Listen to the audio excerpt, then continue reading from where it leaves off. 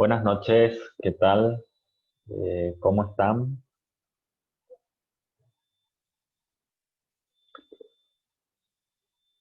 ¿Están todo bien, verdad? El silencio es una manifestación de voluntad. Eh, el retorno de mi audio, ¿qué tal? ¿O está, hay una...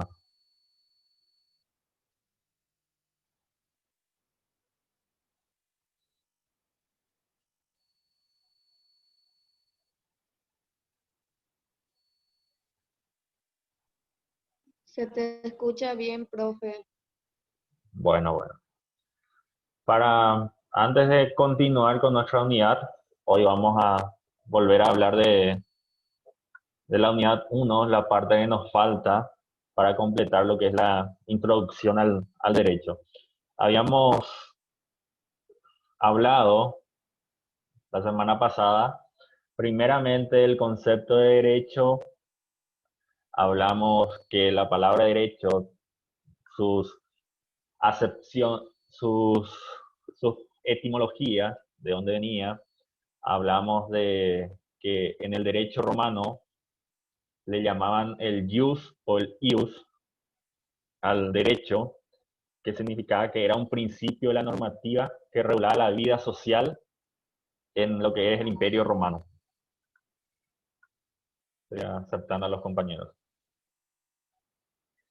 Después hablamos del origen de la palabra latina, que es de lo que viene directamente de lo que es el directus y del rectus. El directus, que era enderezar, guiar, y el rectus, que era una idea de rectitud, de esa acepción. Y llegamos a la definición de lo que era que el derecho es un regulador de la vida social, constituidos por diversos elementos, ya sea las normas, los principios, la jurisprudencia, o sea, todo eso era el derecho como un regulador de la vida social.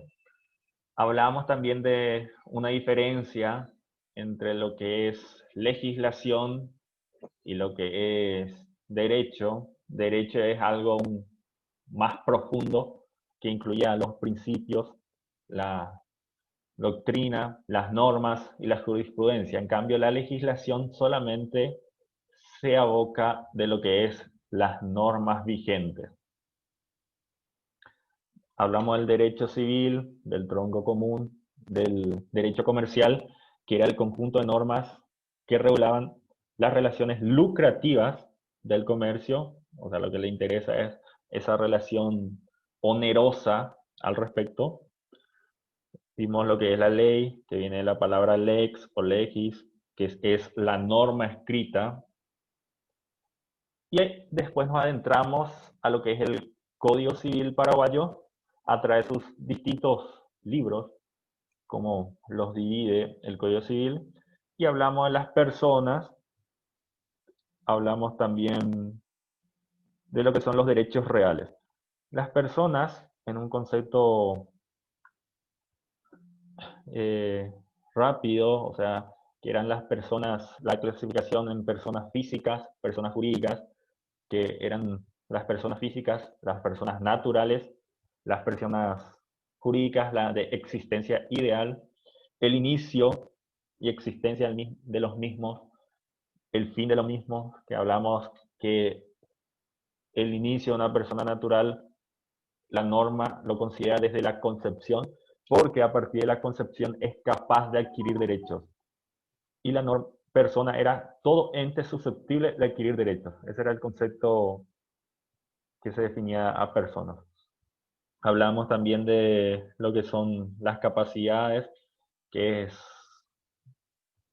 la capacidad de hecho y de derecho. De hecho, se adquiría a partir de los 18 años de edad, y de derecho, que habíamos hablado al inicio, que la norma habla que se puede adquirir derechos desde la concepción, ya sea herencia, legados o donaciones a partir de la concepción. También hablamos del domicilio de las personas, ya sea real, de origen, legal y el domicilio especial. el nombre de las personas. Dentro de los derechos reales, hablamos del...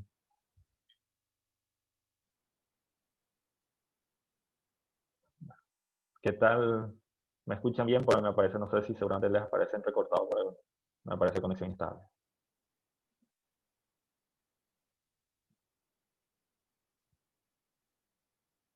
Para terminar de lo que hablamos la semana pasada, para hacer un resumen general al respecto, hablamos de los derechos reales, que era la regulación entre la relación de las personas con las cosas. Y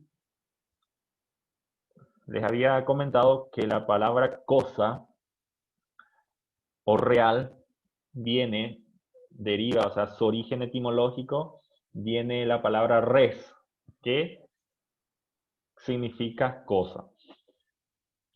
La cosa sería la diferencia, para hacer una diferencia rápida entre cosa, bienes y patrimonio.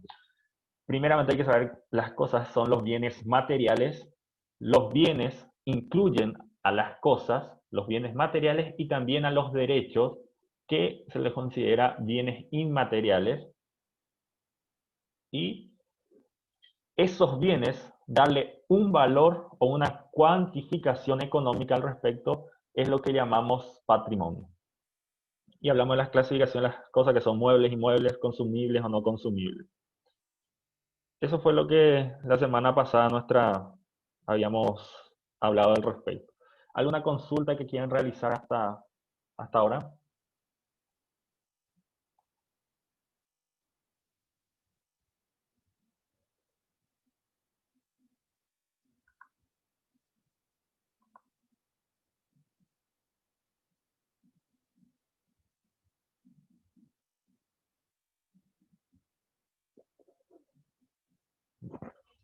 Creo que nada. Como les dije, el silencio, y vamos a hablar dentro de los actos jurídicos, el silencio es considerado una manifestación de voluntad, una aceptación. Significa que se, se aceptó. O sea, no hay dudas. Pero ante cualquier duda pueden escribir en el foro de la plataforma, escribir en el grupo de WhatsApp o en mi correo o personalmente, sin problema. Cuando tenga tiempo les respondo. Hoy hablaremos de lo que es los hechos y actos jurídicos. También hablaremos de lo que son las obligaciones y por último los contratos. Primeramente, para adentrarnos al tema de los hechos y actos jurídicos, primeramente hay que saber lo que es la norma. Primeramente, la norma, no encontramos una definición dentro de lo que es el Código Civil de en qué consiste contrato, en qué consiste hechos y actos jurídicos, obligaciones, porque la norma no se encarga, no es un material doctrinal, no es doctrinario la palabra correcta, no es un material educativo para que establezca los conceptos al respecto. Solamente cuando existe una duda o para aclarar ciertos límites es lo que la norma define ciertos hechos o ciertos puntos específicos. Cuando no lo define es que considera innecesaria esa definición, como les dije, porque no hay duda al respecto y no afecta el desenvolvimiento de la vida social, esa regulación de la vida social. Entonces no le interesa al derecho, le interesa más a lo que es a la doctrina.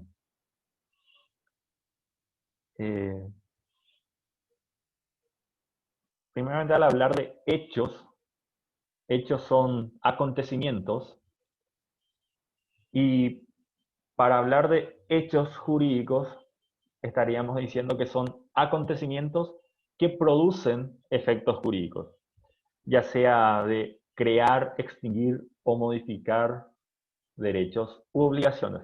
O sea, ese es el hecho jurídico en sí. Acontecimientos que producen efectos jurídicos. Esos hechos pueden ser exteriores o humanos. Exteriores son cuando no entra la actividad humana directamente, por decirlo así, son hechos naturales.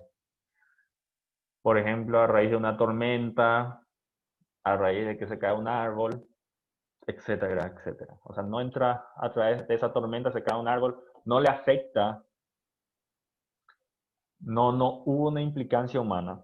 Y también existen hechos humanos que se vuelven a dividir, que se vuelven en hechos voluntarios o involuntarios. Hechos humanos, donde entra el actuar del hombre. Esos hechos voluntarios son los que se hacen con discernimiento, cuando entra la voluntad en juego. Y es lo que más adelante vamos a hablar de los actos jurídicos. Y los involuntarios es cuando no existe esa voluntad al respecto. Esos hechos humanos voluntarios se vuelven a dividir en lícitos e ilícitos. Lícitos, lo que no está prohibido, ilícitos, lo que están prohibidos y crean consecuencias jurídicas de los hechos. Al entrar a los actos jurídicos, no le interesa todos los hechos, solamente le interesan los hechos humanos voluntarios y lícitos para hacer. Los actos jurídicos, dice el artículo 277, que los actos voluntarios previstos en el son actos ejecutados con discernimiento, intención, libertad, determinan una adquisición, modificación o extinción de derechos. Lo que no reuniesen tales requisitos no producirán en sí efecto alguno. Es decir, los actos jurídicos son actos voluntarios, o sea, tiene que entrar a regir la voluntad. Y la voluntad se manifiesta con el discernimiento, la intención y la libertad. Esos tres puntos que son los elementos de la voluntad. Y su intención es crear, modificar o extinguir derechos. Lo que no tengan ese discernimiento, esa intención o esa libertad, no produce ningún efecto. O sea, no produce. La diferencia principal entre los hechos y los actos jurídicos, que en los actos jurídicos ese efecto jurídico tiene un fin inmediato. Es decir, yo realizo el acto jurídico inmediatamente, o sea, se producen los efectos de modificar, extinguir o crear derechos u obligaciones al respecto. En cambio, en los hechos jurídicos constituye solamente o sea, no es constituyen, sí, constituyen o suscitan para crear derechos o extinguir derechos. O sea, el hecho en sí no tiene su aplicación inmediata como es el acto jurídico. De ahí la principal diferencia entre ambos. Ese acto jurídico, que su requisito primordial para la realización era que tenía que ser voluntario, que significa que la voluntad tiene que estar presente. Si esa voluntad, sea el discernimiento, la intención o la libertad, se encuentra constreñido, es a lo que llamamos los vicios de la voluntad. Y al aparecer esos vicios que constriñen la voluntad, vimos que la sanción o que es que si no se encuentra la voluntad, era que no produce ningún efecto. Es decir, es nulo dicho acto por no encontrarse la voluntad en su plena capacidad.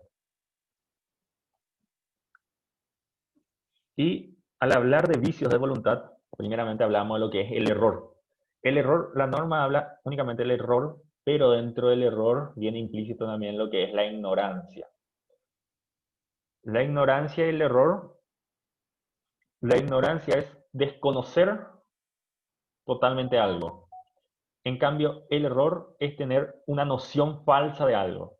De ahí que el error, que lleva implícito, o sea, la ignorancia lleva al error, Y el error mismo, tener un concepto equivocado sobre algo, es lo que crea la nulidad de ese punto. Otro vicio de la voluntad es el dolo. El dolo viene estrechamente relacionado con el error, porque el dolo es la mala fe de una de las partes para que el otro cometa un error. O sea, induce al otro a que cometa un error. De esa mala fe. De ahí el dolo viene. Cuando existe dolo, existe el error. Existe también el error. ¿Por qué? Porque a través de la mala fe de una de las partes, le induce al otro a cometer un error. Eso es lo que es el dolo. Que el artículo 290 habla, dice, la acción dolosa para conseguir la ejecución de un acto es toda aserción falsa o disimulación de lo verdadero, cualquier astucia, artificio o maquinación que se emplee con ese fin. O sea, con cualquier astucia, artificio, una maquinación, le hago inducir al error al otro, es considerado dolo. Y por último, el vicio de la voluntad, que es la fuerza o temor. La fuerza o temor, lo que principalmente viene encuadrado genéricamente es lo que es la violencia. Sea las distintas clases de violencia, que es una... fue la palabra que era la coacción, que es una coacción para que el otro realice tal acto. De ahí que no está la voluntad cuando existe violencia, cuando existe una coacción, y el elemento primordial de la voluntad, que es la libertad, se encuentra constreñida a través de esa fuerza o temor que tiene una de las partes para realizar ese acto. Eso es lo que es hablar a grandes rasgos de lo que es los hechos y actos jurídicos. Vamos a pasar ahora a las obligaciones. Las obligaciones, como les había comentado, el código no define en qué consisten las obligaciones, sino es lo que se encarga la doctrina de definir en qué consisten las obligaciones. Es que anteriormente, ya en el Institutas Romano, que era su legislación antigua de los romanos, del Imperio Romano, establecía una definición que les puse en latín, pero traduciendo al español sería: la obligación es un vínculo jurídico por el que somos constreñidos con la necesidad de pagar alguna cosa. Es decir, la obligación es cumplir con algo, con un objeto, una cosa que yo me había comprometido u obligado. O sea, de ahí la obligación. Es tipo decir, estar obligados a realizar algo.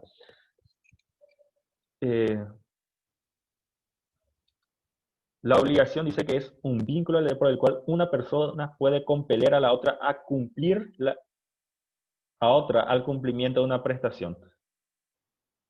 Es decir, esa obligación le genera a una parte que puede obligarle a la otra persona para que cumpla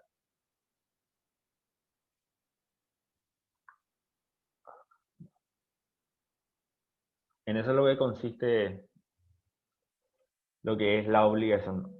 Es decir, nos dice, la obligación es un vínculo de derecho por el cual una persona puede compeler a otra al cumplimiento de una prestación.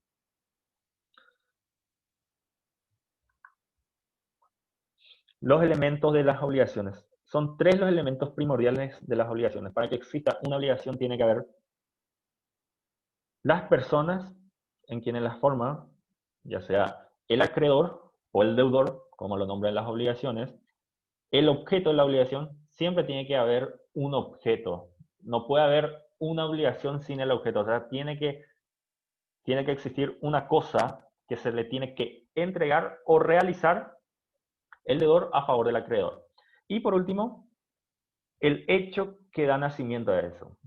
Es decir, la obligación, de dónde nace esa obligación. Es decir, nace de un contrato, nace de cualquier hecho en sí, o sea, de un accidente, de un siniestro, puede nacer una obligación de reparar, de indemnizar.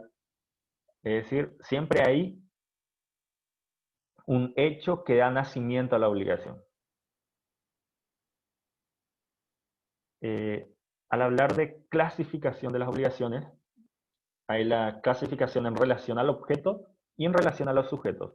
En relación al objeto, solamente le di le cité solamente dentro del material. Si quieren conocer más a profundidad, pueden investigar al respecto, pero ahora vamos a hablar así a grandes rasgos de lo que significa cada uno de esos. Obligación de dar cosas ciertas, es decir, la obligación de dar cosas ciertas es de dar una cosa en específica, es decir, si yo me comprometo, si yo realizo una obligación de comprar un vehículo, una compra-venta de un vehículo, el acreedor, o sea, el acreedor le exige, el comprador le exige al vendedor que le entregue la cosa a través de un cierto pago en dinero, ¿verdad? Una cosa cierta. Hay obligaciones de cosas inciertas, o sea, que son a futuro. Se puede obligarse a eso, por ejemplo, puede obligarme a, a vender ahora mismo, por ejemplo, las personas que tienen ganado, me obligo a dar una cosa incierta, en ese caso, una lechera, que de esa lechera van a ser una ternera.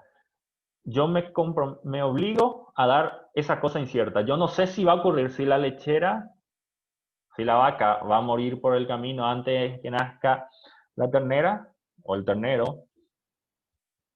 Es decir, es una cosa incierta al respecto. Las obligaciones de dar sumas de dinero, es claro al respecto, o sea, se refiere de suma de guaraní, de sumas monetarias. Las obligaciones alternativas constituyen en que yo me puedo comprometer a una cosa cierta o a dar suma de dinero. Puedo elegir cualquiera de ambos. O sea, puedo dar una cosa incierta o una cosa cierta. O sea, incluye las obligaciones alternativas que yo puedo cumplir con A o B. O sea, yo me comprometo a entregar 30 ganados vacunos o entregar 100 millones de guaraníes. Aceptan. Yo puedo entregar los 30 ganados vacunos o puedo entregar directamente los 100 millones. O sea, son obligaciones alternativas. Y las obligaciones de pago facultativo, que es parecido al otro, donde yo me puedo pagar con esto o con esto, o sea, con las vacas o con una suma de dinero. O sea, yo con cualquiera de ambos puedo pagar o cumplir con la obligación. Cuando se refiere a relaciones a los sujetos, son divisibles, o sea, que la obligación puedo dividir, o sea, puedo pagar, por decirlo así, por partes. Las obligaciones indivisibles, que no se pueden dividir, que tengo que pagar de una sola vez. Hay obligaciones solidarias. Para que haya obligaciones solidarias, tiene que haber más de un deudor o más de un acreedor. ¿En qué consiste esto? Que el acreedor puede exigirle el pago a cualquiera de los deudores, el pago total al respecto. Es decir, no es que se dividen, que hay dos deudores y uno tiene que pagar el 50% y el otro el 50%. Es decir, el acreedor tiene la facultad de exigirle el cumplimiento a una de las partes del total. Y al hablar de lo que son la extinción de las obligaciones, se extinguen las obligaciones ya sea por el pago, o sea, por cumplir la obligación, por la novación significa extinguir esa obligación y crear una nueva obligación. Con eso se termina de la obligación, pero se crea otra nueva obligación. Pero se termina la anterior. También por eso se lo llama también extinción de las obligaciones. La remisión de la deuda es que el acreedor le perdone, que no le pague, es lo que es, o sea, redimir de esa deuda. La compensación es pagar, o sea, cumplir la obligación con otro hecho que el otro acepte. Es decir, estaba obligado a dar cierta suma de dinero, a dar 5 millones de guaraníes, pero ofrezco en cambio 2 vacas y compenso por eso los puntos. O sería en el caso de que me debe a mí 50, o sea, me debe a mí el mismo ejemplo, 5 millones, yo le debo a y A me debe a mí 2 vacas. Entonces compensamos esos puntos y se termina la obligación. Y también existe una forma de extinción de las obligaciones que es la confusión. La confusión es tipo un hecho donde la calidad de deudor y acreedor se concentra en una sola persona. Y ahí se entiende que se termina la deuda, porque yo no puedo demandarme a mí mismo o obligarme a mí mismo que cumpla algo, ¿verdad? De ahí, eso significa lo que es la confusión. Y el último, que es la imposibilidad de pago. Es decir, que se resulta imposible realizar el pago, es una forma de la extinción. ¿Cómo se produce esto? Es decir, tiene que ser hechos personalísimos, es decir, en obligaciones de dar suma de dinero no entra a regir la imposibilidad de pago, es decir, el dinero siempre va a existir y por lo tanto, o sea, esa obligación siempre va a estar presente. El ejemplo de esto sería en el caso de que un pintor o un escultor, el escultor se comprometió a realizar una pintura específica para una persona. Viene el pintor, tiene un accidente y pierde su brazo. Ya no va a poder pintar más. Entonces se produce lo que es una imposibilidad de pago, porque son hechos personalísimos, porque solamente la pintura, solamente él puede realizar. Si realiza otra persona, ya no va a ser la misma pintura, o sea, no va a ser la misma pintura de A. De ahí que se produce una imposibilidad de pago, de no poder cumplir. Pero como les dije, son más obligaciones que se tratan de obligaciones personalísimas. Creo que nos falta 2 minutos.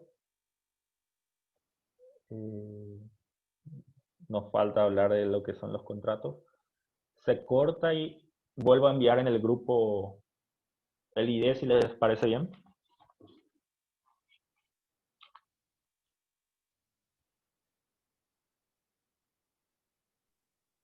Sí, profe, me parece bien. Bueno.